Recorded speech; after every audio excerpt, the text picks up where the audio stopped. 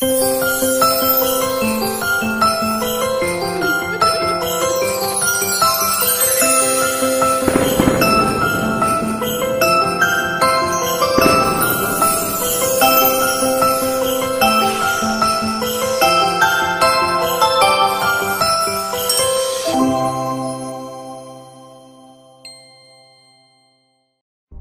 Stone, a longtime associate of the President Donald Trump, settled a defamation lawsuit on December 17 with a Chinese businessman, about whom Stone had made a variety of allegations on the right-wing conspiracy site InfoWars. Stone retracted his statements against Guo Wengui and apologized for his allegations, stating they were not true. Stone will also have to publicize his retractions and apologies, including via paid advertisements in 3 national newspapers. In his statement, Stone said that he relied on Sam Nunberg for his information, and stated that Bruno Wu was likely the Nunberg source. Nunberg advised the Trump campaign and is a protege of Stone. Bruno Wu is another Chinese billionaire, and Guo has accused him of being a government spy, according to the Wall Street Journal.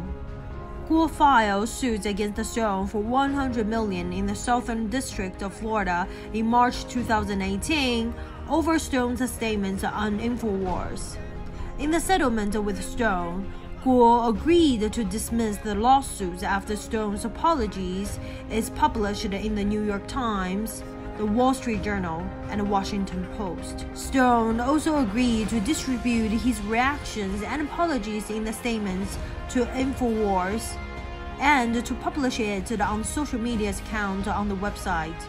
Guo had a long history of calling out the corruption in China, but it came to America in 2015 after losing a key ally, who was himself accused of corruption. The Chinese government had Interpol issued a warning ago Guo's arrest and used the Chinese media to allege that Guo had committed a variety of crimes. Please listen carefully for the following conversation between Guo Wengui and Bruno Wu. Bruno Wu was threatened Guo Wengui and his families in 2015 through the phone calls.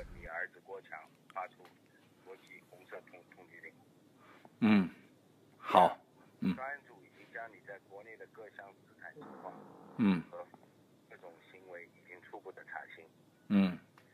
第三，抓你家人，主要是因为他们已经触犯法律，涉嫌犯罪。也是因为你迟迟没有回来配合调查，才对他们采取了强制措施。如果你配合调查，考虑家人马上回家。好，向你重申，我现在我就告诉你，这个我刚跟你说的，向你重申，你在历史上有重大贡献，对你说的4项承诺仍然有效，保证你的安全，希望你慎重考虑。喂。就这4项承诺具有权威性，希望你考虑。明白，吴兄，谢谢，非常感谢，非常感谢。好，谢谢组织。你一定要慎重，你听我的，你的判断是错的，但我现在说啥你也不信。我信吴兄，我肯定信，我肯定信。听我不是，你不用信我。我告诉你，我的心里话，我告诉你。你这样做的事是轻者重，仇者快。我不会做那种事，亲者痛的事不会做的啊。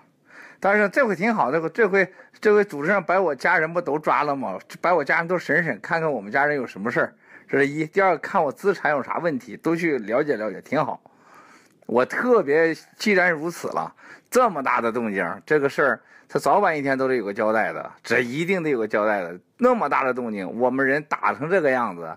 连那刚来上班的11天的小孩子都打得鼻青脸肿，我这个二哥子都60多岁，他傻乎乎的小一个字都不认识，你们在机场给抓了。我老婆根本就不用说了，那根本不，这不是说明都说不清楚。我女儿根本不掺和我的事情，那你想想这有啥关系啊？有啥关系？这世界无穷，这样的做法有什么用啊？我这么给国家这么在做事情啊，这个时候这样对我家采取这种措施，这个事儿很复杂。这个事儿很复杂，我啥也不能跟你说，我就告诉你，我只告诉你呢，就是说，我们的事项这事儿完全可以解决，我们的事项承诺绝对是牛逼的，你放心吧。Now, one of the most powerful things of this is the rule of law. The mistake that H&A made, and the mistake that the financial institutions and those individuals that profited off the reckless growth of H&A made, is that they called Miles Guo a liar. And then they went to court to sue him for defamation. They will find out that that was a critical and for them a fatal mistake. Because in the United States, we have the rule of law. And as Miles Guo is going to walk you through today, he's prepared to take action in a number of areas, including a very aggressive counterclaim suit and a very aggressive fight on this defamation. Because as you will see today, everything that Miles Guo has said about H&A and everything he has said about the Chinese Communist Party and everything he said about Chinese Communist Party leaders in relation to the aiding and abetting of the reckless growth of H&A is true. More importantly, Miles Guo is going to talk about, at the end of his presentation, something for the Chinese people and for the victims. He is setting up and going to establish a $100 million fund called the Rule of Law Fund. And his principal focus is to assist the families, the victims, the friends of the missing, the imprisoned, those who died under mysterious circumstances regarding suicide or just happened to fall off 40-story buildings, and also those that had their assets stripped and impoverished their families. Don't believe me, but verify. Please follow us on the YouTube channel, The Voice of Uyghur Media.